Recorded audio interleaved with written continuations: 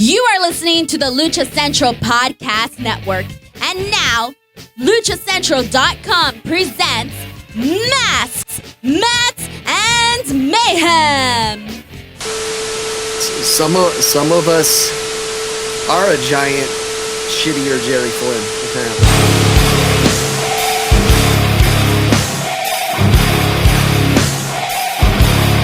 Welcome to a WrestleMania edition of Masks, Mats, and Mayhem. I'm your host, Justin Outlaw Harvey. You can find me on social media at JustinHarvey75. You can find the entire show on social media at MMMShow75. Justin, what? we got to start over. Why? Because I didn't do this. Oh, we can just keep going.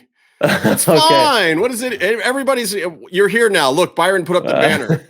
That's at Byron Fever over there. I'm not doing the intro again. Did you hear my voice? How good it sounded? It was all. It was really good. It's good every week, though. No, it's funny. I swear to God, ever since I lost my voice, when I was working a few weeks ago, I think my voice has a little more radio voice sound. I think it's actually a little bit better. You get that raspy, cold voice that Phoebe. Yeah, all like of her best songs with. My singing is worse, but my radio voice is better. Yeah. So we got to talk about some WrestleMania. We purposely did not include it in this week's regular MMM show. We figured we'd just jump on and talk about it separately this week because, it is the premier wrestling event of the year. It's the one that everyone talks about. That does not, however, mean it's the best of all the events of the year. Sometimes WrestleMania is great just because it gives you that feeling. People get excited about it. You get some nostalgia from being a little kid of how big WrestleManias were. You get to see some stars made and some big things happen and your favorite performers do this, that, or the other thing. This WrestleMania this year was interesting. It's the first time back in front of an audience out there in Tampa. So, which presents a couple of issues, not the least of which is the fact that WWE has literally not tried some of these things and characters and gimmicks in front of a crowd yet. Right. Some of these things are brand new to an audience. And you could tell. Yeah. I will also say that, from things that I've heard, Vince has always been very particular with WrestleMania, especially about giving people some feel-good moments. That WrestleMania is supposed to have these WrestleMania moments, that he wants the audience to leave with a good taste in their mouth and not necessarily just be about story. And he's done some things in the past to bolster that, which is funny because this year it feels like night one was a normal WrestleMania and night two was lost in the booking room somewhere on the way to Tampa. I don't know. There were KO, I think, was the only babyface win on the second night at all. It was all heel action all the time. Though I don't even know who's the face or the heel in the Bray Wyatt Randy Orton thing. Don't know if I care, but a lot of people were not happy that Bray lost there. I don't know. Anyway, we'll break it down in a minute here and talk about it. But just your overall thoughts, Byron. I gotta give night two. I don't know. The wrestling wasn't bad. I didn't necessarily dislike it, but I also didn't walk away from night two feeling like I liked anything either. Whereas from night one, I felt like I walked away feeling like, okay, this is WrestleMania. I'm ready to see what they've got for night two. We had some fun things happen, and I was very happy with night one. And night two just didn't do anything for me. So I give night two like a D, and I'll give night one like a B minus.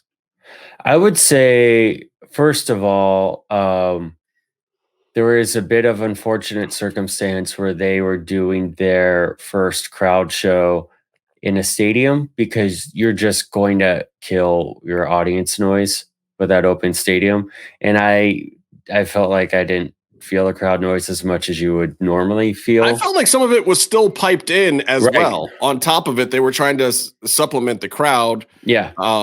Which is like the product itself was lacking so much. The smaller segments were lacking so much where I was looking at the whole bigger picture. Like how's the crowd noise? How's the whole experience as opposed to being invested in a match? Well, it's been two years since they've done a big outdoor show, Yeah. right?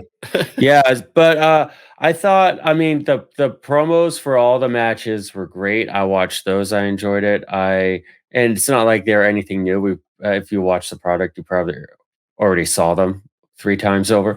But the matches themselves all felt like it was a good Raw to me. Right. Okay. Pretty much. Yeah, but I would say that the biggest thing that stood out to me was when Hulk Hogan on the stage looked over at Titus and said, "My brother." What? Yeah, that happened, right? I didn't envision it. Listen, brother. Because I don't think have any brothers, brother. It was like one of those segments. You lost the brothers a long time ago, brother.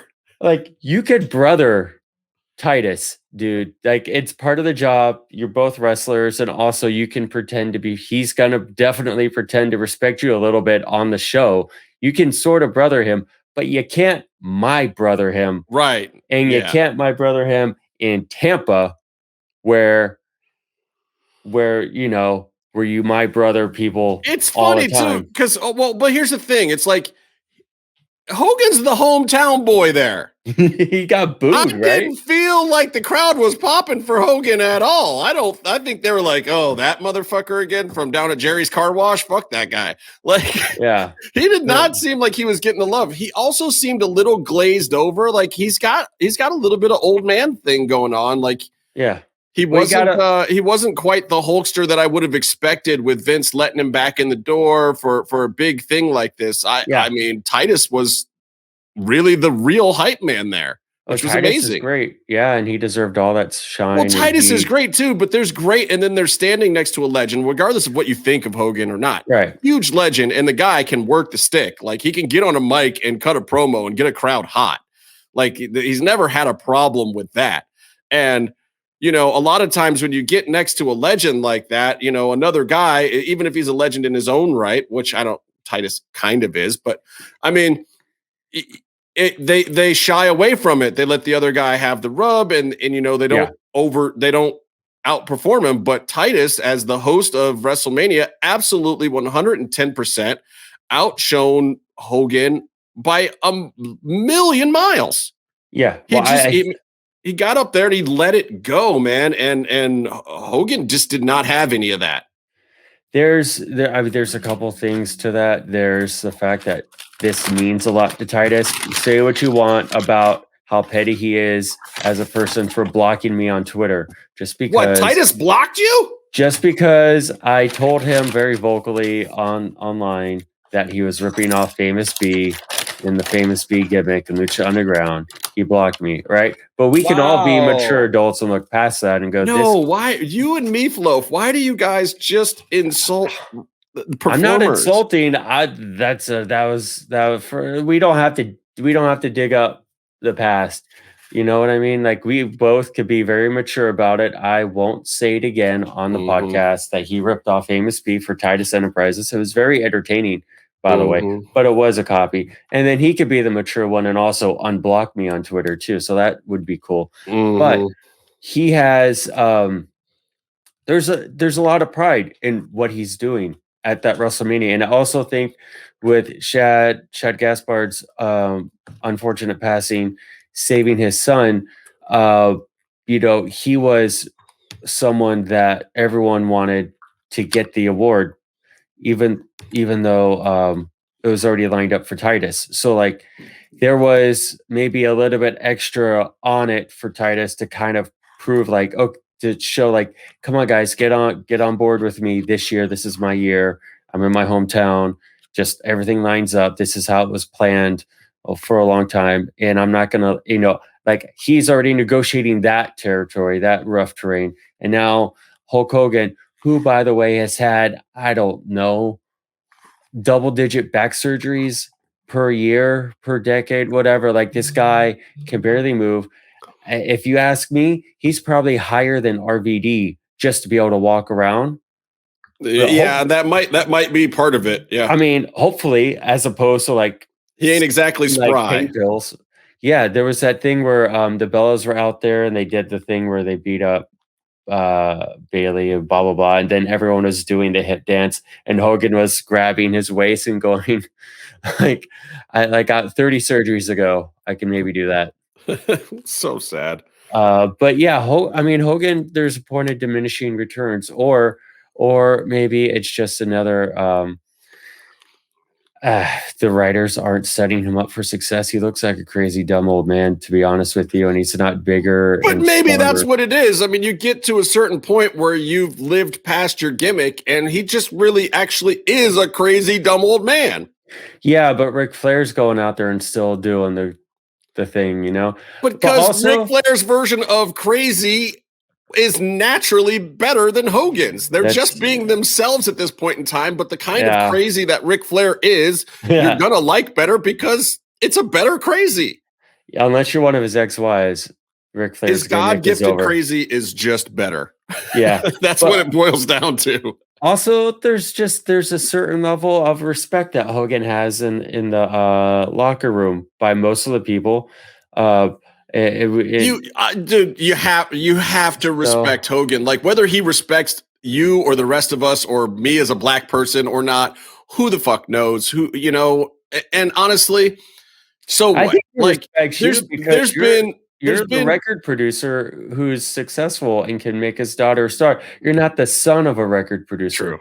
Right? Listen, it's weird. It's weird. Like, it's weird to me. Like, look, we've had plenty 45 minutes of our WrestleMania recap. But it's worth talking about because it was a shock to me. It's like every time I see Hogan, I think back to my childhood, being a kid in the 80s, what Hogan meant. Yeah. And how he transcended things before The Rock and Cena and whatever. Hogan was wrestling. Yeah. You know, and people say it was Andre and this, that, and the other thing. It wasn't. It wasn't. Like for my generation, for Gen Xers who weren't already like deep hardcore wrestling fans, for the pop culture. And that's one of the things now that is different with wrestling that people don't understand, which I'll get into in a second. But Hulk Hogan was Madonna. He was Michael Jackson. He was that big. And I wouldn't be watching wrestling if it weren't for Hulk Hogan. I would have nothing to do with the wrestling business.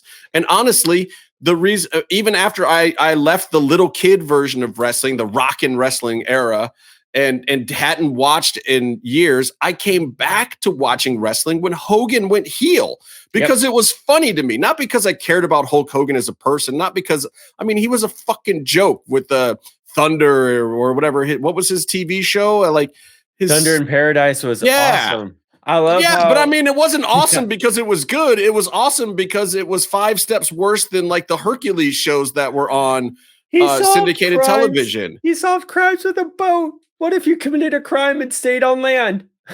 Yeah, really. But I'm just, I mean, that was the whole thing is like, you can't take certain things away from the guy, even though he's taken plenty of stuff away from himself with his weird, you know, Bubba the Love Sponge sex scenarios and you dropping the N-word on phone conversation, whatever. It's like with just all around being a caricature of an actual human being and his reality shows and this and the other thing. Really, no matter what he does, you know, he can't completely ruin it. It's the Benoit thing. Benoit is a horrible scumbag of a human being at the end of the day who should probably rot in a hot, fiery hell for the rest of eternity. But at the same time, whether you want to say it or not, you can't wake up tomorrow morning and say he was a bad wrestler. You can't say he didn't change the industry or have some of the hugest matches that you loved at the time, even if after the fact he became a complete shitheel in your mind. Hogan's the same thing. So when you see Hogan at a WrestleMania, you have to give it a little bit of respect. If you're one of the boys in the back, you absolutely have to give it some respect, especially if you're in the $1 Million Club, because you wouldn't be getting that money had there been no Hulk Hogan. Yeah. Seth Rollins made this point in a pre-WrestleMania interview in between tone deaf sound bites to rile up unintentionally internet fans, the IWC. But he mentioned, because someone asked him about his wrestling Mount Rushmore, and he had to make the choice between The Rock or Stone Cold or something. Only one of them could go up. There's someone else, and Hulk Hogan had to be on there because he was looking at it like with the business. If you were a fan in the 80s and 90s, if you made money wrestling in the 80s and 90s, that was from Hulk Hogan. No, he's like wrestling Mount Rushmore is Hulk Hogan, Steve Austin, Ric Flair, and The Rock. Period. That is there's no substitutions to be made. There's no better choices. You can say someone else is bigger all you want. That's it. The 4 top draws of all time that popped more crowds, made more other guys in the business more money, that propelled it into the common psyche of popular culture. Yeah. Hulk Hogan, Ric Flair, Stone Cold Steve Austin, The Rock. American wrestling. Huh? I mean, the thing about worldwide. Those names ring out in Japan. Those names ring out in Mexico. Those names ring out in Germany and Europe. Those are the 4 top guys on the Mount Rushmore of wrestling of all time. There's no argument that can take any single one of those 4 off the list yet. I could do that. I could make an attempt at that. I would say who could take one of those guys off that list? I would say, first of all, Rock and Stone Cold are from the same which makes it even more impressive. And then The Rock The Rock transcended, but he transcended super fast. He wasn't in the business all that long, to be honest with you. He didn't need to be. And so I think I agree with, if you're going to take that era, I think you pick Stone Cold because he's the one who launched the Attitude Era. He's the one who launched WWE, stealing ECW. But Rock has drawn more money than Stone Cold, just barely, but he has. Yeah, but he didn't in a shorter amount of time. Yeah, no, but he transcended and then got out of the business. But who would you take off? Who of that list would you put on and take off one of those guys? Who would trump one of those 2? One of those 4 guys? I would say, I believe, and maybe I'm getting it wrong, but I believe Ricky Dozen was a tremendous star back in the day, and relative to today's numbers was a similar, if not bigger, draw. Who would you take off? So I would take Rock off and I would put him on for the Rushmore. Yeah. But I mean, The Rock definitely, it's not to take anything away from him. For global brand saturation, like TV ratings, money drawn. But you're nuts. You're nuts. Plus, The Rock now can open a movie, to $100 million. The Rock can run. The Rock can literally. It's on the table. 42% of Americans would vote for Rock for president tomorrow without having heard him say one thing about his political agenda. Well, that's my next point. Like, The Rock, yes, The Rock can actually run for president and actually put himself on the actual Mount Rushmore. Hey everyone, it's Denise Salcedo here in Lucha Central with a reminder of where and when to catch all of the great network content this week. Get the full lineup and listen to all of our shows in the podcast network section of luchacentral.com. Sundays on the Lucha Central Facebook page, world-traveled shooter of the camera kind, Jerry Villagrana goes mano a mano with a fellow photographer to throw down about some of their favorite photos they have taken at Lucha Libre events. Monday, Business of the Business returns as Mass Republic President Kevin Kleinrock takes you inside how your favorite Lucha Libre merchandise gets made. On Tuesdays, Mass Mats and Mayhem takes you inside the world of Lucha Underground as they take you weekly through the series with the benefit of hindsight and the benefit of special guests from the groundbreaking series. Check out the premiere video stream every Tuesday at 2 p.m. Pacific, 5 p.m. Eastern on the Lucha Central YouTube channel and at luchacentral.com. Then listen to it on your favorite podcast platform every Wednesday. Tuesday nights live, it's WrestleBoss, where Favi Chulo talks MMA anime and pro wrestling with special guests and listener call-ins. Visit WrestleBossLive.com Tuesday nights at 7 p.m. Pacific to listen live or call in with questions or download the show on podcast platforms on Wednesdays. Wednesday nights live on Facebook, it's Spanish show La Mesa de los Márgaros, giving you both the news and the chisme from around the lucha world. Special guests and a whole lot of fun make it one of the most talked about shows in Mexico. Thursdays, it's Straight Out of the Bodega with Papo Esco and PWR promoter Gabriel Ramirez, as they have guests from throughout the wrestling world pull up to give an inside look into their careers. From indie standouts to television superstars, each week brings a new name and perspective. On Friday, it's your double dose of Lucha Central Weekly podcast, one in English y el otro en español. Lucha Central Weekly is where you'll find all the top stories of the week, both inside and out of the ring from Mexico and anywhere luchadores are in action across the globe. Be sure to subscribe and follow all your favorite Lucha Central Network series on your favorite podcast platforms, either by their own series name or subscribe to the Lucha Central Podcast Network show pages to get all of the shows in one easy feed. And please consider giving a rating to help more fans find the shows that you love. For now, this is Denise Salcedo signing off from Lucha Central Central. Have a great week. So far in a WrestleMania recap, we've talked about Hulk Hogan and Tampa. We've talked about the hosts. That's what we've talked about so far. How boring is Titus? Yeah. Oh, Lord. See, this is why we needed you, All the Meef, charisma of a fucking wet blanket. We just have the complete opposite take. I thought that Titus was great, and Hogan felt like a mere shadow of himself. Oh no, trust me. Titus was doing all the kind of work of trying to get it going, but it seemed like he was really having to try, But whatever. But that's the job. I mean, New Day was doing that same thing when they did. That's the job. You overhype. Meef, was your main complaint that Hulk Hogan didn't get to talk about his opinions more on the show?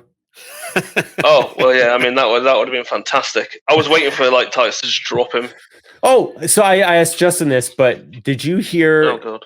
Did you hear Hogan call Titus my brother? A lot, yeah. I mean, there was one specific one when he was like, "My brother." It sounded like he was trying to be take it away, my on brother. The team. He's in Tampa, and to be fair, though, Hulk Hogan behaved himself immaculately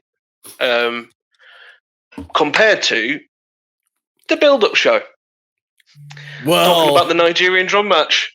Holy shit! I mean, Lawler and JBL didn't actually say anything too bad when they were the two car crash moments. It was everybody else. Sonya Deville came up with a few ones. I was like, oh, you're supposed to be the one person we can trust with this. And then Kayla's like, and she's like, this is what happens when you do a heel Booker T African gimmick. I missed it. Tell me what happened. So Booker T was like, what's it? Booker T made reference to his colour during the talk about the Niger, because they were talking about the Niger. They were skirting around it and trying not to say anything about Africa or black people. Well, while still trying to make this black on black crime match and make it feel like that taboo. And Booker T was just sat there and he goes, "What do you think I am?" and says something, and it's just like, he went there. Because he's the only black guy on the panel and he's not allowed to talk about it. See, but Book doesn't care. And he was taking the piss out of it. That's the funny thing about it. Book is not racially sensitive at all. And, he's gotten Harlem heat before. He's gotten the heat thrown at him for being a black dude his entire career. And he doesn't care because Book is the guy who's like, okay, if that's what we're doing today, I'll use that to get some heat and I'll get over it. Wasn't Harlem Heat version 1? They were prisoners, and Colonel Parker was there. It was like an ex-con gimmick or some weird thing. Which is technically true. Because it was supposed to be Booker T was actually an ex-con. Yeah, but Booker T's also, he's old school, so and he's always working, and he knows the rule in wrestling is, can I make money off of this? If I can make money off of this, then I'm actually in favor. He's also a situation. super humble guy. Like I was listening to on Keeping It 100 this week. If you guys haven't heard it, they did a recap of interviews I had heard before when they first ran with Booker T, and he was talking about his whole like always just saying he was a top 5 guy thing. Like he never wanted to say he was the number 1 guy or even the number 2 guy. He would always just say I was a top 5 guy. But that tells you a lot about Booker T. Of like, yes, he wants to be the best, but at the same time, he's not the guy that's there to steal anyone else's thunder or take the shine off of anyone else ever. Yeah. He just doesn't care about that. It's like, look, as long as I am one of the top guys, I don't care who else is a top 5 guy. I don't care. I don't need to disparage anybody. As long as I'm getting mine, we're good. Food on the table. What we need to do right now is we need Byron to do his impression of not a Nigerian accent, but his impression of Apollo Crews' accent. Or Justin could at least do it. I don't know if I can do a good Apollo Crews. My name is Apollo Crews, and I talk like very this. hard. It's like fucking hell. It's very hard, but I have watched Black Panther 34 times to figure out how to speak like this. It's actually from America. Nina Yarashay's now a big comedian. In America. Yeah, she's a British comedian. She's Nigerian, and she does a lot of impressions of her mother talking to her in a very strong accent. And every time Apollo Crews talks, that's what it sounds like. Here's the thing about Apollo Crews to me is that, and like I can't, like in all reality, I can't speak to how insensitive the gimmick is. Maybe because I don't know the backstory. What if it was his idea? It still. I don't think the gimmick is bad. But I really do like that. At the very least, he has a personality and a character and motives. And now it's like, now you can at least, it doesn't have to be a good opinion, but now you're going to have an opinion about him on the show. Right. But the Nation of Domination didn't ham up their accents. No, I love Nation of Domination. Yeah, that's what but see, that could be part of the heel thing. That could be part of the heel thing. But the thing is, the accent isn't bad. He's not doing a bad accent. It's well done. Like I've met many Africans that sound very similar to how he sounds. I don't think he's doing a poor version of the accent. It's no weirder than listening to Sheamus speak. But at the same time, it's so weird that it is a heel thing because it became proudful of his African. No, heritage. It's because part of it is the booking, but also part of it is just the built-in perception too that an African warrior in general has to be some type of bad gimmick thing, right. And now they've given him a simply in wrestling, and honestly, they're not even doing it that tastelessly. The gimmick itself isn't tasteless. It is what is said about the gimmick and how people think about the gimmick and how people react to the gimmick that has been tasteless. It's not the actual gimmick itself. So what if he's even a heel? It's fine. He's an African warrior, Shaka Zulu killed a whole lot of fucking people. A lot of African tribesmen killed a whole lot of people, just like Alexander the Great killed a whole lot of fucking people. Genghis Khan killed a whole lot of fucking people. These are great people. These are great people to base wrestling on because wrestling is all about, killing the other guy or whatever. Alexander the Great was a 3 foot tall Macedonian syphilitic midget. That's what we just need to get that there. Okay. That's cool. I thought it was Ellen Farrell with the abs and Rosario Dawson naked. And we're not allowed to say midget anymore. That's not the same glad that you're crossing the line. But we did talk about he was a midget then. That's what they called him. Of the time. It's the wording of the time. Yeah. So you're saying midget's like a 2,000-year-old word? I don't know about that. It's Mige. It's from the Latin. Yeah, it's from the Latin. Go to Egypt. They have midgets scratched on the walls in Egypt. But it's not small drawings. But we did talk about this with Apollo Crews, which is and other gimmicks too.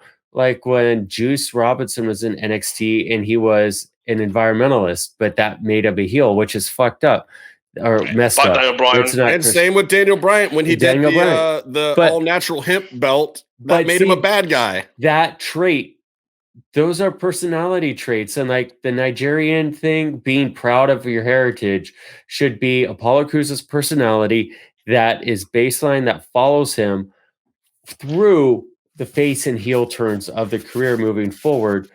There should be things that he does which are heel. So like if he does things without integrity, if he goes, I am a big warrior and I am going to prove how strong I am, using my heritage to uplift me and to motivate me, and he goes and then he has a heater cheat and help him win, that's a heel move, and you boo him for that. You don't boo him because he announces who he is.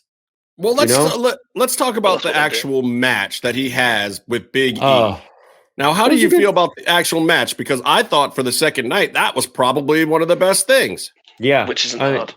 Big E to me is great, but also just so interesting, right? So he's come to the ring and he did it up the day before, but he was focused and subdued coming to the ring. And to me, that made me draw attention to him a little bit more. What's he doing? Oh, this means a lot. This is intense. It's the Cross thing to me. It's like when Cross is yelling and frothing at the mouth, I don't like him as much as when he's cold and calculated. And I have to say the same for Big E. Like, if we're gonna send Big E into hoss fights and expect him to be this man, like, I get it. We know that he's a fun, funny, outgoing, personable guy. But at the same time, you want me to get behind the fact that fun, funny, personable guy can turn a corner and snap on you and fuck you up, then you got to give me more moments where he is that serious thing, where he comes to the ring and does business on somebody and takes no shit. Like, I need to see that clear line where the character shifts and he snaps and he looks at somebody like, motherfucker, what? I need more of that motherfucker what moments from Big E. He needs his 5 gimmick back. Where like the Bastion Booger or King Kong Bundy, because he would in NXT he was that top guy for a minute and he was pinning fools for a 5 count. Right. Yeah. So the Nigerian drum fight. I thought it would be actual drumming going on. I honestly admit, I actually thought it was going to be like a circle drum. But that's something. The thing too. Like, if this was Lucha Underground. It's not racist when they have like a Day of the Dead procession come out. Like, they should have hired an African drum group. I'm sure there's at least one in Florida. If not, I could have sent them one from Cleveland or Detroit or Atlanta. Like, get an actual African drum group out there, put on a big spectacle of them marching out to the ring with the drums and everything, set the drums around the ring. Like, it's a tribal ceremony happening. If we're going to play this game, like, I fully expected that to be what happened with this being WrestleMania. That there was going to be a procession and a moment. Even if they were on the stage and they walked past them and stuff. Yeah, and it turned into just a kendo stick match. And there were some drums I liked that part that of were it, in white and green, the Nigerian colours, placed around the ring. But Big E was also wearing African colors too, which made it worse. Like, he should have not done that. I don't know. Or maybe he was dressing up to be a warrior in the fight too. What was going on there? Go ahead, Byron. Sorry. Yeah. No, that's just also like that's where it gets the storytelling, and there's other aspects too, but the storytelling gets muddied up if you're like, you should have an opinion because of this guy's background that he's claiming. It's like, well, other performers can have that too. Like, the defining trait of whether or not you're going to boo Apollo Crews should be how he's behaving in his actions. Not, I know this was so easy, and they weren't far off. It just needed the promo. Apollo, in my country, we stand in front of the elders and we fight, and we will fight like men until there is one victory. And then bring out the fucking drummers, circle the fucking ring in it, have these guys do a semi-hardcore match. And then somehow Apollo wins, even if he heals out and it's a total whatever. And then you're done. Like, it was so simple. It was right there. They were right on the cusp of it. I'm still happy Apollo won. I like that he won. The other thing as well is that I find really confusing because I know I believe it's Senegalese, so it's different altogether. Which used to be Zaire. Basically a djembe. Because that's actually got a nice, cool stick, and he could have won with hitting him with a fucking stick. They had that giant ass symbol that Big E picked up for a minute and then set back down. That could have. But I mean, so who was the run-in on that? That guy looked familiar, but I didn't. And he's also a giant. The Polish guy. that guy's what? No, he's not Bo-Katan, but it's like that, isn't it? Dabakato. Oh, that guy. Yeah. Oh, great. That guy's huge. But they pretended they didn't know who he was, despite him. Is like a football player or something. Yeah, he was just on Raw Babatunde Underground for a minute. Yeah. Yeah. He was That's a good move. That's a good move because that's going to actually heal out Apollo Crews. But I believe the funny thing is he's actually not African either. He's like German, he's Polish. Or Polish or something. You're Polish, right? Yeah, he's born in Poland, but obviously African descent. I think his parents. Babatunde Ayabusuke. I mean, they're all actors, but as long as they're not being, I don't know, it's wrestling. I was going to say as long as they're not being disrespectful, but it's wrestling. So apparently he's going to be wrestling under the ring name Commander Aziz. Yeah.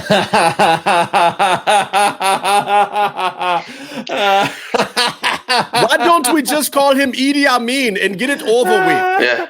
Okay, Jesus Christ, WWE. What the fuck? This reminds me of that one Hacksaw match on Saturday night where Tony, do you know what we're gonna end up with? Said Hacksaw, graduated from this college, and then for the rest of the entire match, Bobby Heenan laughed at the idea of Hacksaw actually having a college degree, like straight up through the pinfall, just kept laughing, and that's all I can do now for this guy, dude. This is not Vince McMahon. It's not even just like racist. This isn't a racist against black people thing. This is Vince sitting in the back going, people hate foreigners. Just make him from another country. He'll be a bad guy. That's it. That's all it takes for Vince. He's like that simple when it comes to this shit. This is Iron Sheik all over again. This is like making Sergeant Slaughter help the terrorist thing. In Vince's mind, that's still the biggest heel turn ever. Like, the American heroes helping the bad guys from the other country. Wow. Yeah, but they named him. It was Italian. Oh, Jesus Christ. Yeah. They named He's got a tongue. Yeah, but they named this guy who's supposed to be this powerful, monster giant, type of a figure, African figure, with military vibes, like, supposed to be a powerful presence. And they named him after a 5 foot tall little Indian kid from Parks and Rec. Yeah, Aziz. Anyway, whatever. I'm just gonna go back to. Let's talk about night one. Let's talk about the good night. But hey, the action was good. I thought the match could have been a little bit longer. Let's go backwards. Let's book our own. We haven't done night one yet. Yeah, let's actually finish. No, let's finish night two because night two sucked to me. Night two, I gave night two a D. And I gave night one a B minus. I mean, the only D I'd be giving. I can't finish that sentence. Wow. I mean, even the music performance the second night was horrible. Jesus Christ. All right, let's talk about this Randy Orton versus Alexa Bliss versus Bray Wyatt three-way match, because that's kind of what it was here, because we don't know what the fuck's going on. I'm going to say this. I liked it. Yeah, it was weird. It didn't make any sense. There was a lot of people that are him getting his thing back. That walking down that chamber thing. Yeah, that was kind of cool. Yeah, Bray is definitely doing a cool thing, and he's operating on the next level. And also, he is maximizing, to borrow a term from Jim Ross, his minutes. So he's not around all the time, but every time he's around, it spectacle. Matters. It does. Yeah. And they weren't doing that with Bray for a while. Like right after his little Wyatt family thing broke up, they were using him constantly, just all the time. And then they tried to bring some of the Wyatt family back. And it was just like, and he was doing mid-card jobber matches. Yeah. This is one of the things where it's like WWE fucks up so much, where they get a guy, they make him a top guy, like we were talking about with Finn Balor the other day. And then somehow they still put him back into wallowing in the mid card and weird stuff. So this is a way better Bray. And look, I just like all three of these performers. I like Alexa, I like Randy, I like Bray. If they just and honestly, I feel like the three of them they don't even get the gimmick. They don't even have a clue what's going on. I don't think that anyone does, but those three are so money. They're just like, write us whatever. We'll go out there and make something out of it. And, I think Alexa's selling the freaking crap dripping into her eyes and stuff. She did not give a fuck. She was like, this is WrestleMania. I don't care if they drip toxic squid ink directly into my eyes. I am selling the shit out of this no matter what. And she did. And she went backstage and she was like, fuck this place. Yeah. That looked miserable. She's doing great. But another thing to this whole program is how many bumps is anyone in this program taking? No, it's fantastic. I mean, these are people who like this and you know that this smart. Is part of the appeal, because otherwise, if you told Randy Orton that his opponent was going to no-sell him 6 times in a match, he would be like, the fuck? I'm not doing that match. But then you tell him it's this thing where no one really has to bump. It's half in the dark. No one can see if you're working sloppy or lazy. And, you get to work with Alexa Bliss and this, that, and the other thing. Randy's just like, okay, he can no-sell whatever the fuck he wants. I'll diamond cutter him like 50 million times. Diamond cutter, yeah. Diamond cutter from nowhere. The interview with Stone Cold? What? No, I haven't seen it. It's so good. It's really good. You got to watch it. Wait, who is Randy's?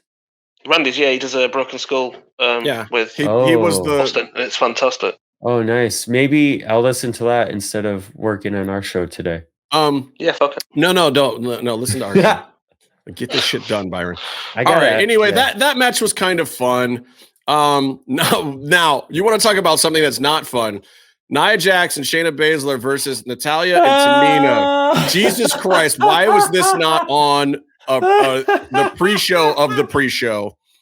Hey, Tamina got 2 matches at WrestleMania this year. I got so mad I was lighting up the DM at like 2 a.m. about it. I love Shayna Baszler I was too, asleep. but I feel so bad for her because Shayna Baszler literally had to go to WrestleMania with my 3 least favorite female performers in WWE. Yep. Which I just and Natalya is, it's not that she's not good, but I'm over it with her. They have not done anything with Natalya to make me care about her. On night 1, did you like the line where it was like, to get out of their father's and family's shadows, and it's like literally doing all their moves? Yeah. It's like, Jesus fucking Christ. So, I get that Natty's over in the back, and she does have a legacy, and I respect that. But at the same time, wrestling is supposed to be for my entertainment. And if they if they respect Natalya so much, they have to find a way for her to entertain me. That's their job. She does not entertain me. As far as the match goes, they should have Teddy Hart come out and help them. Oh, as far as the match goes, I think all the parts where it was Shayna and Natty. You're actually talking about the match? Fuck I the would match. say, Jesus Christ, I would say the Natty and Shayna parts were even like decent. And that was very, very far in between. Like I remember the finish when Shayna put the choke on her and Natty tapped out or went to sleep. I thought that was a good part of the match. Oh, thank God. I can't believe you even remember any of it. I'm moving on. I remember thinking like, Byron, what it. if? No. Here's the deal. Like, it's just. Why were you thinking at all during this match? You should have been up making some cheddar cheese popcorn or some shit from scratch. Like, fuck this match. I was asleep. I watched it when I got up. So I was like, fuck this. It was so bad. I was like, nah. This match was going on, and I was thinking, okay, so months in advance, someone's in an office. They're working out the advertising rates, and they're like, okay, Snickers is on board, and they're giving us this amount of money. I wonder if we could tell them that we're going to have Tamina wrestle twice if they'll give us more money. Oh my God! Hey, look, it's the biggest. She might eat a lot of Snickers. Oh no, I'm not gonna say anything. All like I can do is it. give her Snickers, as in actual laughs. But here's the deal: WrestleMania is not the biggest wrestling show of the year. That's the big question. It's WrestleMania. WrestleMania is meant to eclipse the Super Bowl as the biggest entertainment spectacle, and that's the standard they're trying to get to. That's not. It hasn't been anywhere close in. But that's what ages. But I'm just saying this is what they're trying to do, and they're trying to have a thing. When we can have people. Yes, it is the Super Bowl of wrestling. Over the course of a week, they're attaining to they want to beat like the Dallas Cowboys. But here's the thing about the Super Bowl. Here's the thing about the Super Bowl. That's not even my point though. So they're going after that bar. Yes. And their attempt to do that, they're having Tamina wrestle twice. Right, but this is the whole point. No, it's not just the Tamina thing, because if Tamina's the top performer or she's drawing ad dollars or whatever she's doing for them, great, put her on the show. Here's the difference between the NFL with the Super Bowl and the WWE. We had 4 nights of top events this week. Actually, 6. Because they turned Raw into almost a pre-show. SmackDown was for sure the WrestleMania pre-show was SmackDown, because the Andre the Giant Battle Royal was on it, which is a WrestleMania thing. Here's the problem. They're spreading it out too much now, and I get it to a certain extent, and you want to get people on, but if you look at the Super Bowl, at the core of the Super Bowl, in the middle, the part that everyone cares about the most, even when there's shitty games, is still the actual 2 hours of football. And that is still the focus. Yes, there's a whole day of stuff leading up to it, but that stuff is clearly lead up, whereas they have this event spread out where it doesn't feel like it's leading to anything. And in fact, night 1 felt bigger and better than night 2. It didn't have a ramp up. It didn't lead to the moment where they say, hey guys, by the way, what we're celebrating is the fact that we are the biggest and best wrestling company in the world. When you get to the actual Super Bowl game, like, hey, everybody in the world, these guys, for whatever reason, are the best football players from this year, and they're doing battle right now for you. WrestleMania never felt like that at any point in time, except maybe the night 1 main event, which we'll get to in a second. Now let me get through the rest of this, Byron. Sami Zayn. I'm not even interrupting you. Like you Kevin guys Owens, I know, but you got me fired up because you talked about Tamina for more than 34 seconds. Because no, don't because me. Sami Zayn took on Kevin Owens. Logan Paul was at ringside. Not a bad match.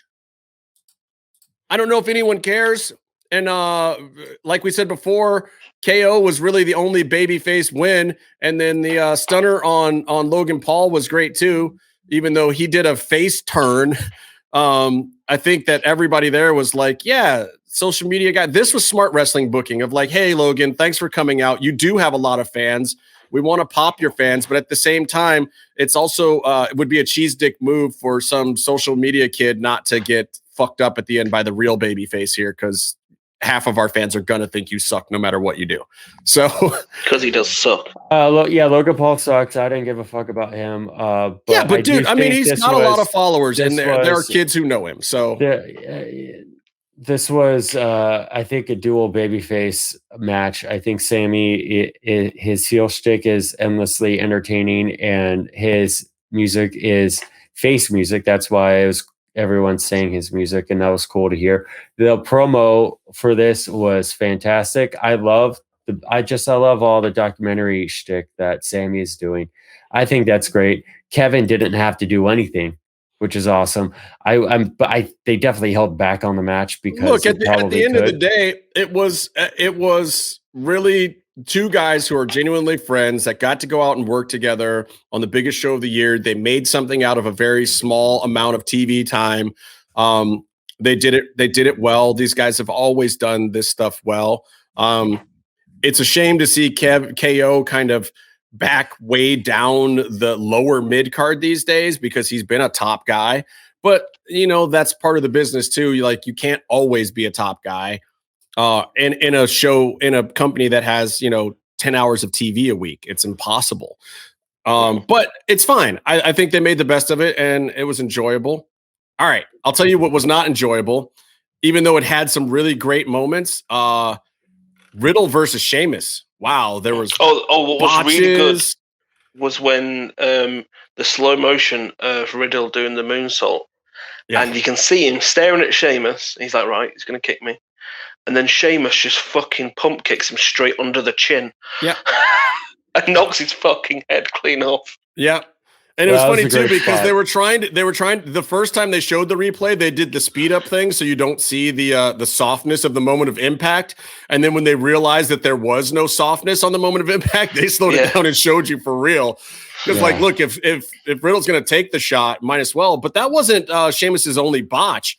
The top rope spot, they wherever he does his weird drop thing, botched that, where it looked like Riddle was set up perfectly for him. Riddle actually wrestled great, and Sheamus was kind of shit. And I don't dislike Sheamus, and he's been looking good recently, but this was not his finest moment. There's probably a reason for him being that way. He's got the title now. This was his big push. His big push to regain a belt he's had, 4 times before this now? Yeah. Way to make the U.S. title not mean anything when Riddle had finally just kind of made it feel like it was interesting. So who cares? I wouldn't say it's a botch if the finish is stiff because it was supposed to be. I thought it looked great. But I didn't really give a shit about anything of the match. So Rhea Ripley taking the title here. I didn't really like this match. I felt like they were trying to work Japanese strong style and it didn't work. I don't know. I expected more from this match, and this just felt like I don't know. I don't even know how to describe this. This felt like this felt like when WWE was bridging out of the Divas thing with Beth Phoenix. Like it was still a Divas match, but then they worked in some strong moves. This felt like that from 2 performers that I know are better than that. I don't know. That's just my take on it. Lot of, walking around on the ring floor and the apron and just kind of throwing forearms and weird stuff. And I get that they wanted them to look like bruisers, especially because that's kind of Rhea's thing. But Rhea's your champ now. Yeah, I like them. I like the match. All right. I mean, it definitely could have been more, but it was also putting Rhea over. And she's a heel or something. But I think most of the champs are heels now. But I think there's some feel good heel champs, which kind of blur that. She's one of them. Should have WrestleMania after not having it last year. Yeah, and I mean, I thought it was pretty good. I wasn't sure if they were kind of going into business for themselves against each other at the beginning or what. I don't know. It was okay. I mean, it wasn't as good as night 1. No, not at all. Which, I mean, I think that's all I have to say about it. We're almost there. Main event. Okay. Oh, I forgot this.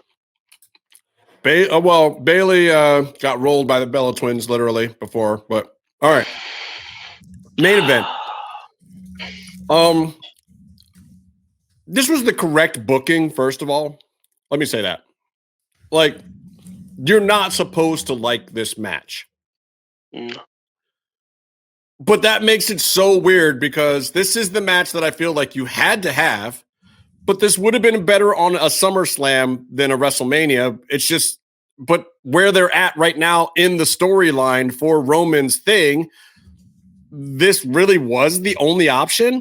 But this is also why I didn't want them to put Daniel Bryan into this match in the first place. I would have liked to have basically seen almost the same ending and the same stuff happen, just only with Edge. I didn't feel like DB needed to be there. I would have liked better the idea of, night 1 being Edge versus Roman, and then night 2 being Daniel Bryan versus the winner of Edge versus Roman or something. I don't know. It just was weird the way it worked out. But I think with the storyline that they wrote themselves into, this was it. This is what you get. The match was okay. Edge, I thought, was the best thing in the match, not Daniel Bryan. I don't know. What do you guys think? No, but you and me never get Daniel Bryan like everybody else does. So No, I get it. I just don't care, but I also wasn't there for his big run firsthand. Like I've gone back and watched a lot of it, and I see why there was greatness to Daniel Bryant, but also he's past it now, but he's not far enough past it like Edge is for me to really, really care that he wants it back. Do you know what I'm saying? Like he wasn't retired enough being out for 2.5, 3 years? Yeah. But he was still around that whole time. He was still a WWE personality for half of that time that he was out. So it doesn't feel like he was gone. You know what I mean? No, I disagree. He did the speech. He was taken from us. His career was taken from him. Yeah, calm down, Byron. Right, but then a year later, he was back on WWE TV. He was working for WWE in various capacities and publicly. Yeah. So you didn't lose him as a character. And to me, wrestling isn't just about being able to get in the ring and perform. And in fact, they make it too much about that when it should be more about characters and storylines. Look, the storyline with the Roman thing is working. It was the first time to have heel Roman in front of an audience. Clearly, he's a heel. The audience gave it to him. They booed the shit out of him. They did not like it. I just hope it was good heel heat and not like, bad heel heat of we never want to see this gimmick again. No, it seemed like good heel heat because I think a lot of people actually like the fact that he's, lost the vest and got some character to him. That's the talk about goes into the talk about how there's all these heel champs and night 2 is heel dominated. But it's like it's kayfabe. Like people want to boo Roman Reigns, right, doing his thing. But so see, here's with the heel ending. I like a heel ending for a WrestleMania. I don't have any problem with that. But if you think about a regular WrestleMania year, what you would have had was a match before, or at least one before that.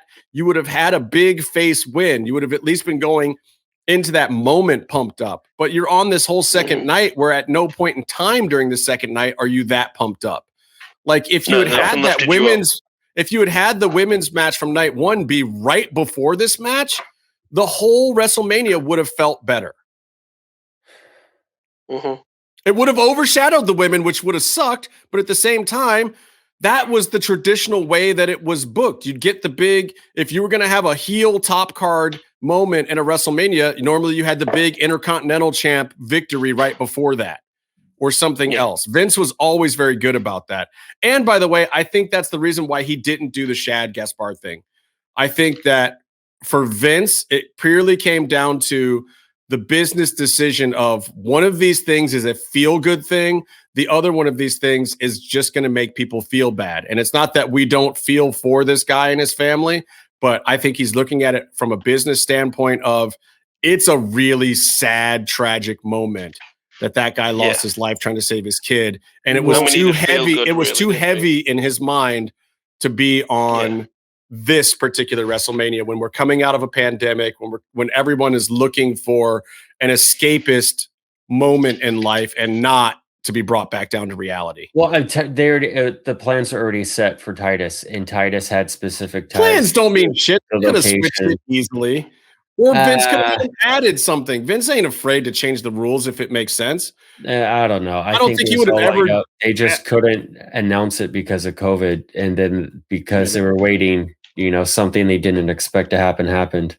But yeah, overall, like the right ending to the right match, but maybe it should have headlined night 1 or something else. I don't know. I don't know that this was the way to leave this WrestleMania in this order on night 2 with this being the finish that they knew was coming. It felt like the entire week went down. It's I don't think I think NXT night 1 and 2 were really close. But it just then went, WrestleMania wasn't as good as NXT, I'd say. And I think this Roman Reigns is the future, is like the flag bearer of WWE, and this is them putting him over and strapping the rocket to him in a way that is organically working for him. I thought Paul Heyman. The point is the show's not built correctly, is what Justin's the show wasn't built. Yeah, but I loved all of it. I loved how Paul Heyman was doing his thing, but letting everyone else shine And Paul then, has gotten less greedy in his old age. On the way to the ring, like I saw him do a look at Jay, who's like walking down to the ring as if he dipped his head in a bowl of cocaine. I'm like, this guy, what's this? This is such a great dynamic because he's overhyped.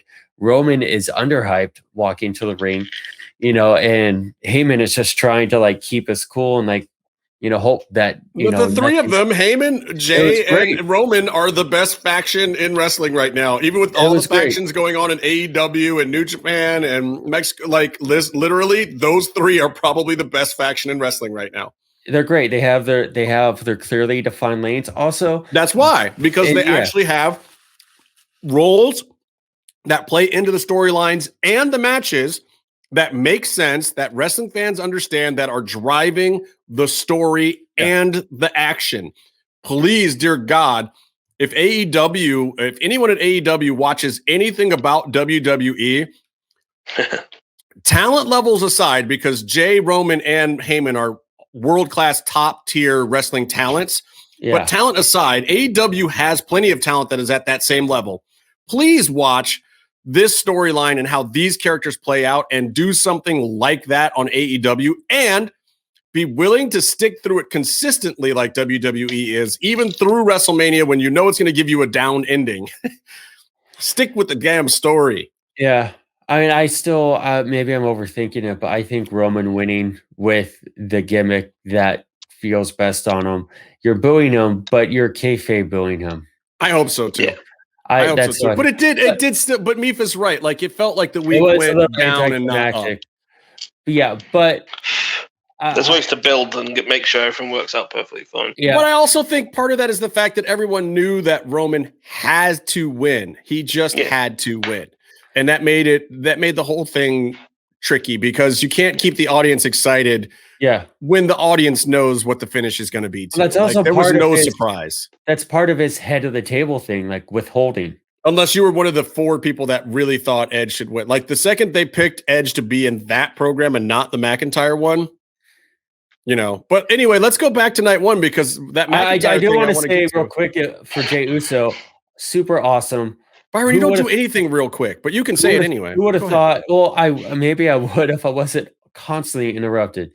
But Jey Uso, super stoked for him to actually. But isn't it the gimmick to constantly interrupt you, Byron? Isn't that part of the show? That Jey Uso would never be working a WrestleMania main event, and he wasn't on the card, but he worked. Well, he was clearly in the match. It was a tag match, and I'm so stoked for him because the Usos are awesome, and this is working great. And I'm just very happy for Jey Uso. I thought he did fucking fantastic. All right, so let's go to night 1.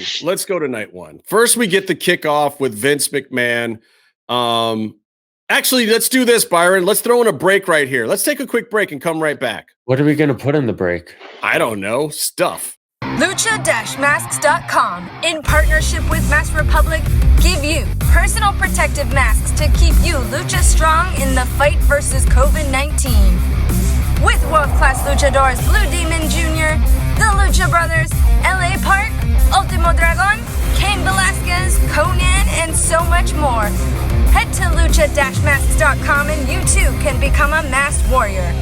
Lucha-masks.com, powered by Pro Wrestling Revolution. Again, we're back. So, night 1 kicks off with Vince McMahon doing the big "Welcome to WrestleMania." He said some nice things. This was fun. I like seeing everybody out there. It actually got me excited for a moment, and Vince welcoming back the crowd and whatnot, and welcome to this potential super spreader event, and hopefully not, but you never know. I don't even know no where one's wearing a fucking mask in the crowd. So. I don't know where COVID's at these days. I know that Michigan is underwater in COVID all of a sudden. They have the highest rate that they've had during the entire pandemic in Michigan right now. Everybody in Michigan has COVID. I think Florida isn't that far behind because all the young kids went out and they're all getting it now and spreading it around. However, the death rates are down because they're not old people. So I don't know what to think. I have no personal or political opinion on COVID at this point in time. I do.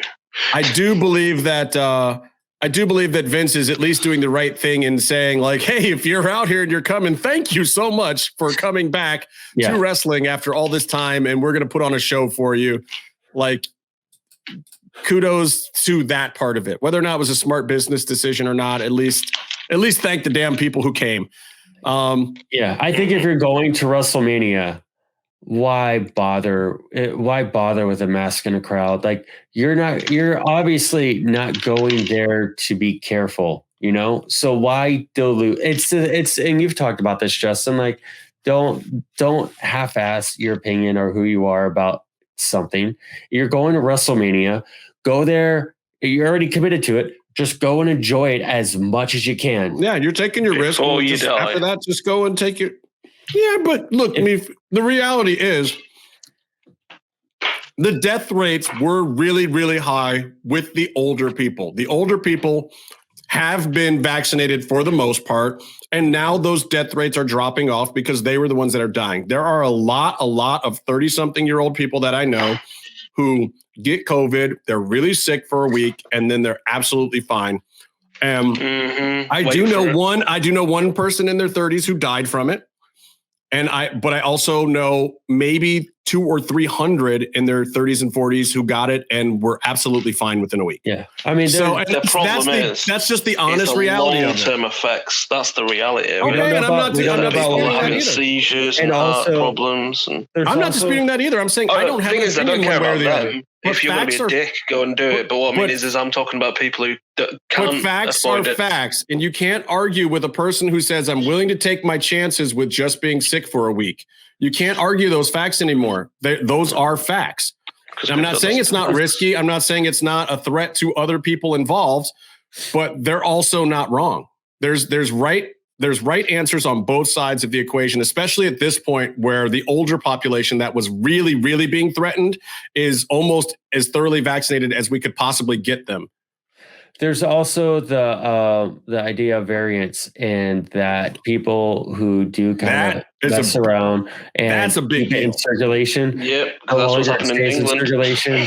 Yeah. And this is why that younger population needs to be more careful, because they're the population that will make the virus mutate. Yeah. It's like, okay, just because you're going to survive doesn't necessarily mean you should do it, because the more it gets spread around in these younger generations, the more that virus is going to try to find a way to kick all of our asses again a different way. And then all these vaccines aren't going to mean shit. Anyway, I want to talk about night one because I love BB Rexha. I liked her performance. I like her in general. It's not my type of music normally. It's not really my thing, but I think she does it really, really well. And I think she was a great choice. Whoever that was doing the country thing the next night, wow, not okay. I'm not okay with that. I don't like either of these forms of music, but the performances and the level of talent between night one and night two, vastly different. And I do not even know who she is. BB Rexha, she had a hit song a couple of years ago that was really good, and she's, whatever. But anyway, I thought that was decent. Now let's talk about this match. Bobby Lashley versus Drew McIntyre. Most people thought that Drew McIntyre was going to get his moment, that he was the face going into this. However, with Lashley winning, with Drew going out, I like that too. I think that protects Drew a little bit, but at the same time also makes Lashley just look like the monster that he should look like. Now I feel like WWE has its first legit like heavyweight black champion in like ever. Mm-hmm.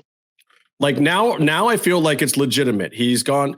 Like, you guys remember what Lashley lost to like Aleister Black or something at WrestleMania in the past? Like Lashley was a joke at WrestleMania before this. And, black champions in the past, like, look, Kofi, great. And I've spoken to him personally about it and thanked him for what he did as an African-American champion in the WWE. But at the same time, he wasn't a heavyweight champion of the world. He didn't look like a world beater. He was the underdog, scrappy, small cruiserweight guy who was able to break through. He was a Rey Mysterio story. This dude is a monster champ. This dude could be your Mike Tyson, your Kamaru Usman type, dominant black champion, and it could work. MVP being there with him. And I am glad that they gave him the win over Drew. I know Drew, everyone felt like he deserved some makeup moment for last year, but he got his moment. It's in the history books. It will stand the test of time.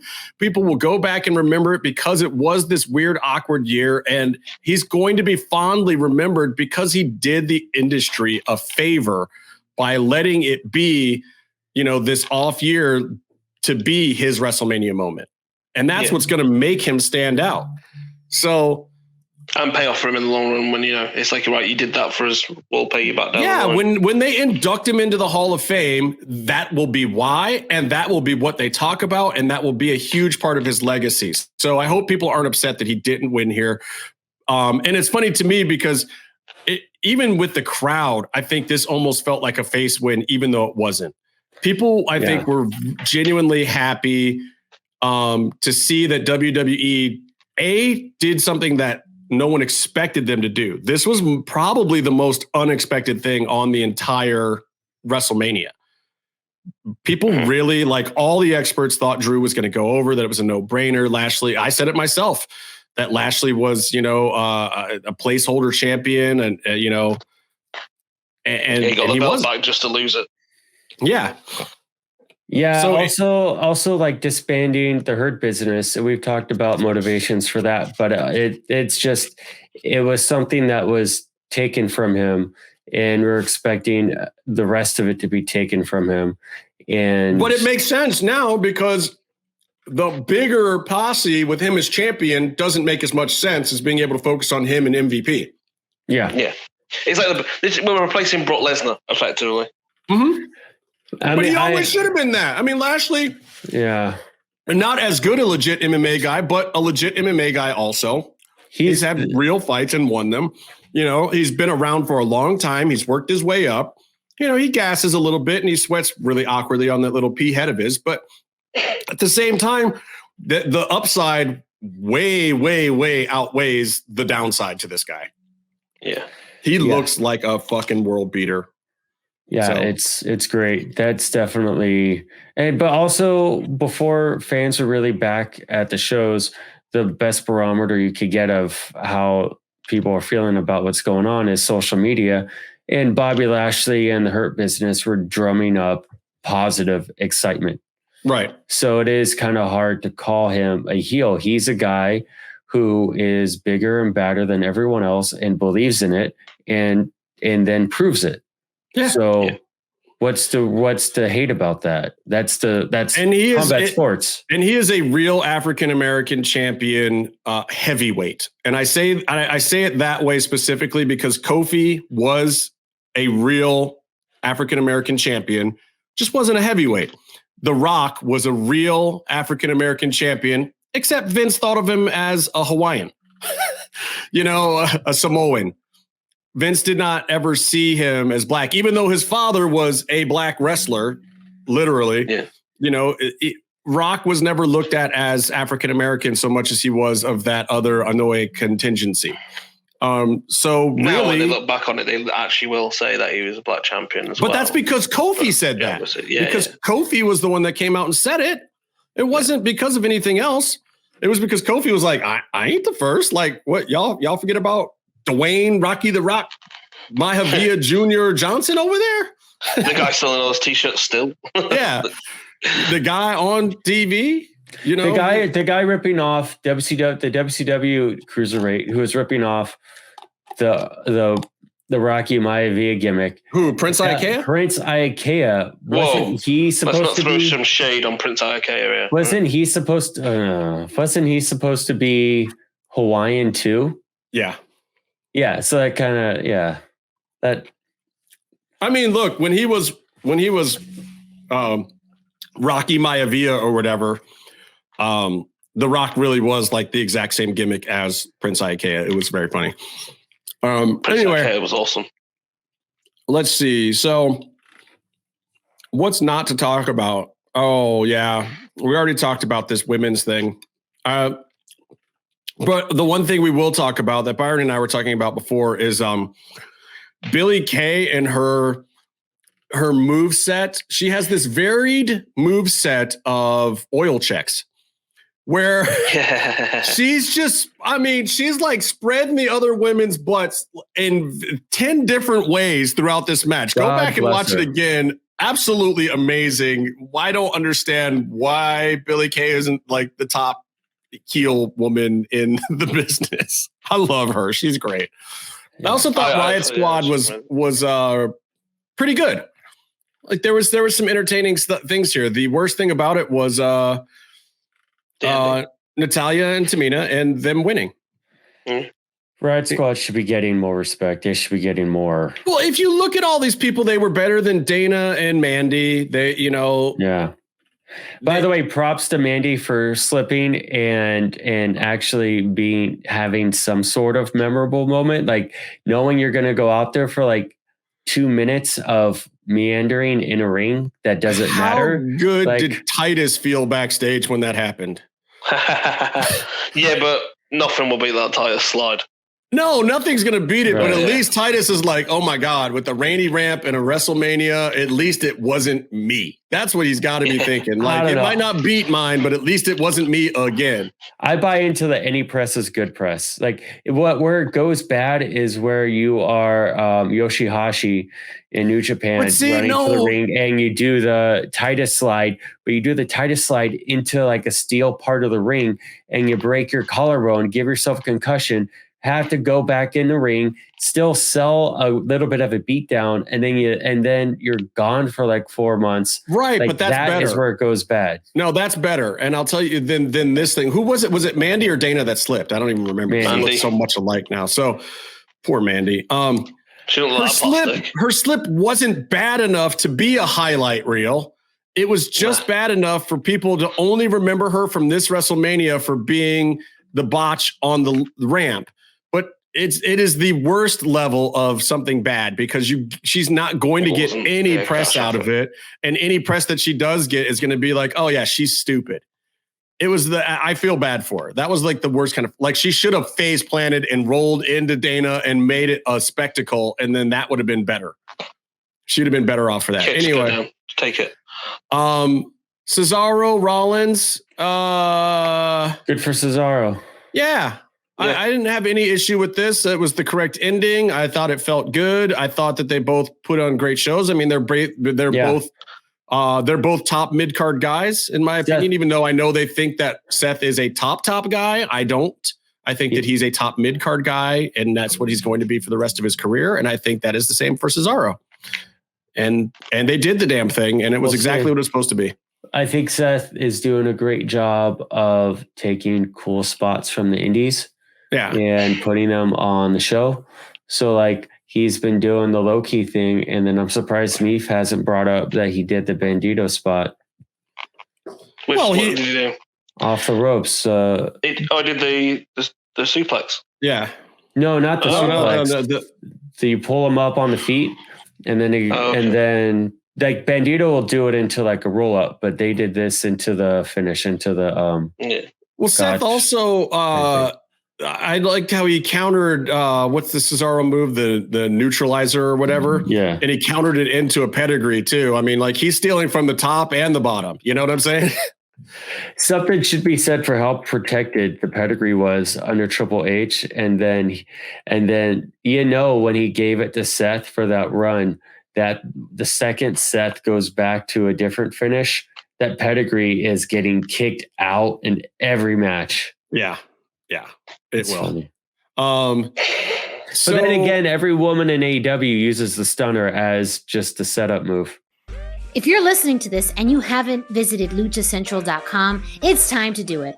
Luchacentral.com is the online home for Lucha Libre, where you can get all of the top news in English and in Spanish.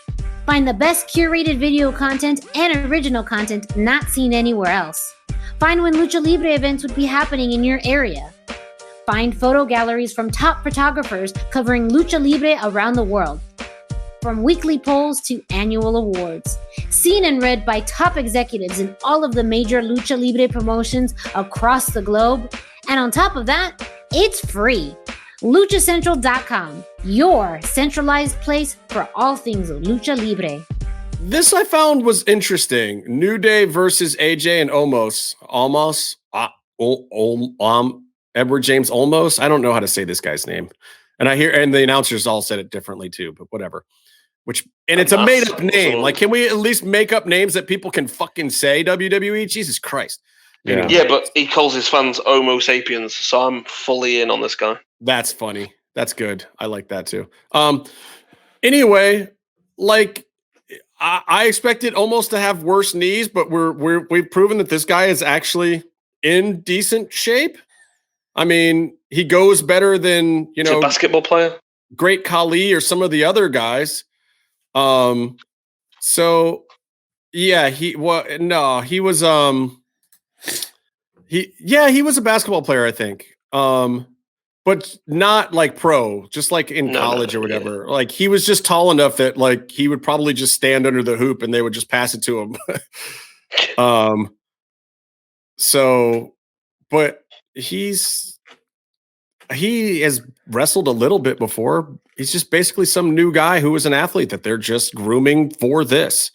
And it's interesting. I think that the win is interesting, and it also makes AJ Styles a Grand Slam champion, right? It does indeed. Yeah. Or is it Triple Crown, or is it both, or something? I think it's Grand Slam. Anyway, and he's also a Grand Slam champion from TNA, if I'm not mistaken. Impact, whatever. And IWGP heavyweight champ. But he wasn't a Triple Crown champ there. He's a double Triple Crown champ now, I believe, which is or Grand Slam champ or whatever you want to call it, which is pretty amazing. Might be the first wrestler ever. Yeah.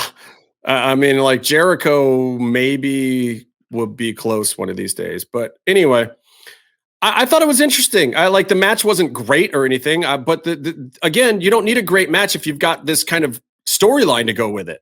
And let's face it, this is the exact same thing I was saying about Big E in his match. Like the New Day, they don't need any gold anymore. Like they're compelling in storylines without it.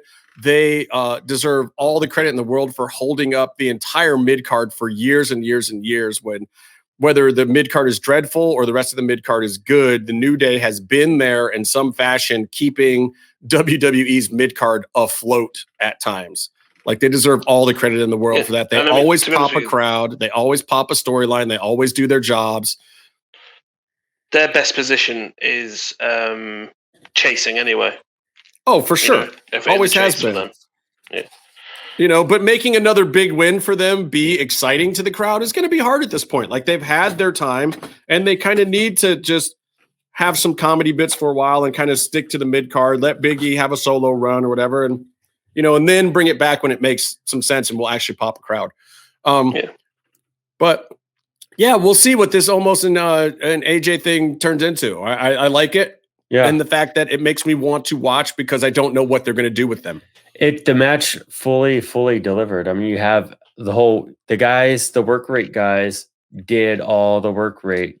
All the work rate spots. They did all of that. They had a lot of fun. And then the big guy comes in and the whole his knees don't look bad.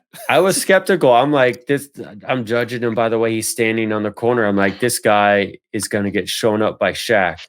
And he comes in and he does everything he needs to do effectively. And it's like, oh, this is like, he looked to me like the guys that they would build up and feed the Hulk Hogan back in the day, the big monsters who do what needs to be done. And they're very, very effective. And eventually, when you topple them, it's a big deal. Right. But they're not doing that gimmick with them. So this will be interesting. This is new territory for WWE, I feel like. Yeah. Is he gonna be like a Diesel sort of heater, you think? I don't know. Maybe. I mean, his promo skills are even not half bad. So, I mean, that was a difference with Diesel, though. I mean, he could look menacing and then, also grab the stick. Yeah. All right. Braun, Shane, Cage. God damn. I get it. It was what it was. I'm over it. Yeah. It existed. It was a thing. Yeah, look, I like Braun. You guys know I like Braun. I think he's a nice guy. I don't think that. I think this was just a stopover for him because what else are you going to do with somebody who obviously needs to be a top guy? You give him a McMahon. That's respect for Braun. Like, he's a top guy that they had nothing for, so they threw him a McMahon. Great. They delivered everything that you needed. Braun had his moment when he ripped the cage, probably legit. Yeah. And then Shane downgraded his bump to just doing a flat back on the mat instead of through a table outside the ring. And then Braun still gets to win with his own finish, which puts that over. And then, whatever else. It's a lot of sweating in between. It was a lot of sweating for everybody involved. A lot of sweaty mans. Good stuff. And then gotta say this. You can say what you want about this match, but Bad Bunny is now oh my God. Is now the best celebrity performer in ring of all time. We need to have him versus what's his face? Arrow? No. The guy from NXT. Pat McAfee? Yeah. I mean, we don't need to have that, but I don't know if Pat can work with a luchador. Like, he's got some great training, but he had to work with Adam Cole, didn't he? Like, same height. Am I crazy to say that Bad Bunny was clearly like the best thing in this match? And I love Morrison. I don't think Priest is a bad wrestler. The Miz is a homie from Cleveland, and yet somehow this Latino rapper was the high spot. He ran the ropes better than Sexy Star. Oh wow, yeah.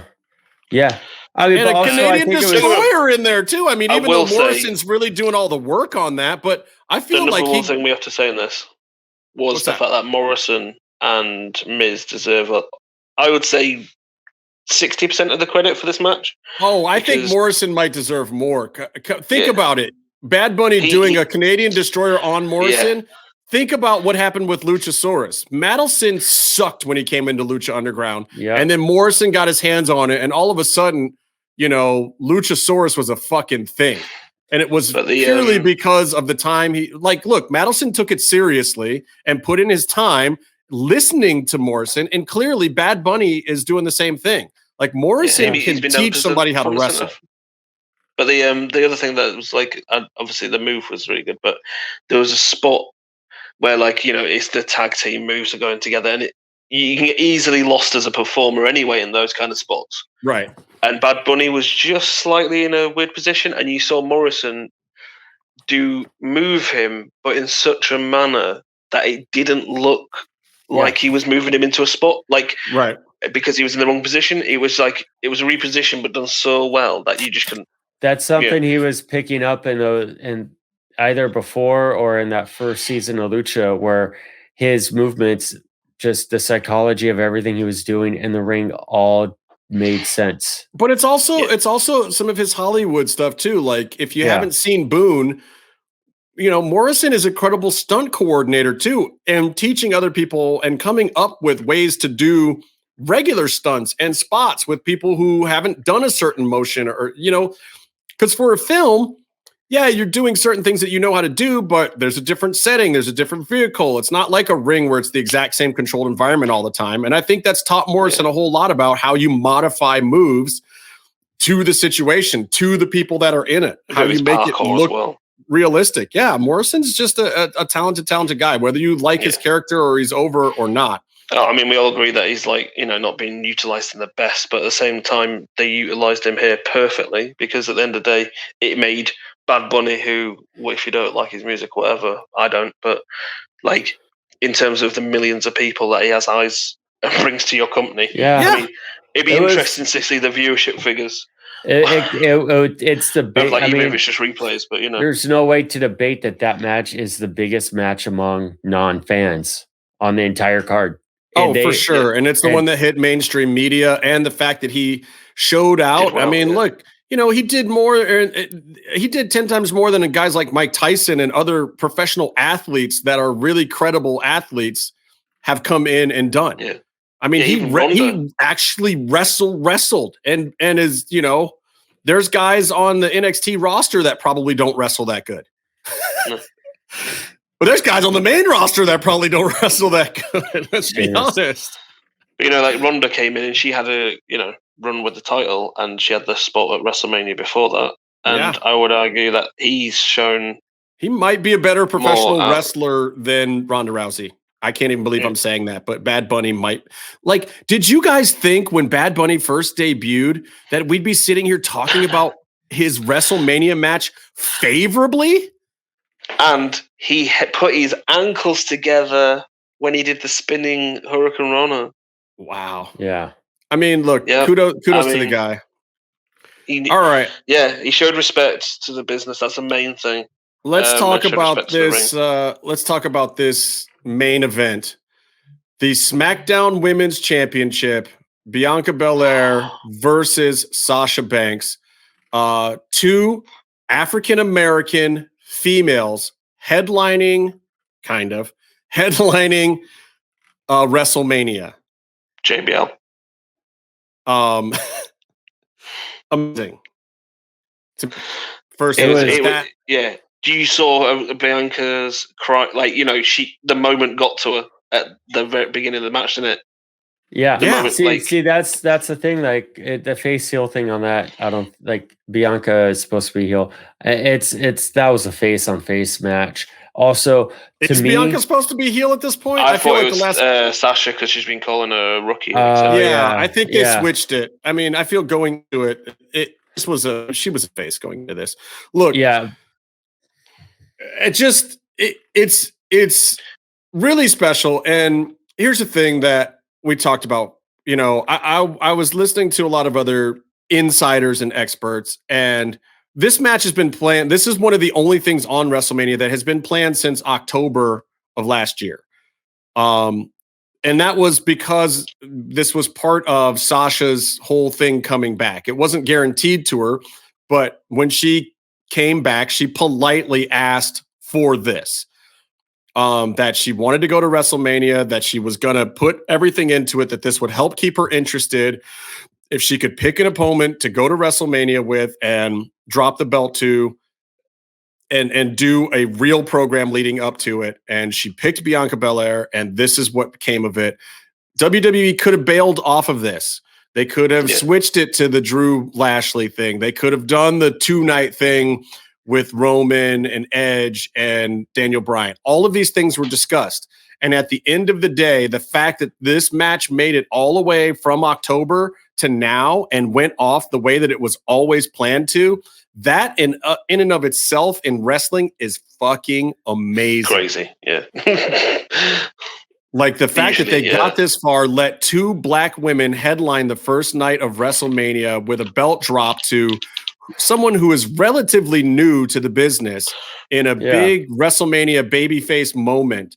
And the fact that these women also took it that seriously and put on one hell of a fucking match. Well, you also look at it like what was Bianca's booking plans in general? She was one of the NXT kids who comes up, shows off, does something cool, and then they just cool her off and let her hang out at catering. And she got dug out of that to become the champ at WrestleMania. Like that's. Here is the thing, man. NXT, if you are a female wrestler, the most coveted thing in the world to you as an up-and-coming female wrestler should be the NXT title. Look at what's going on here.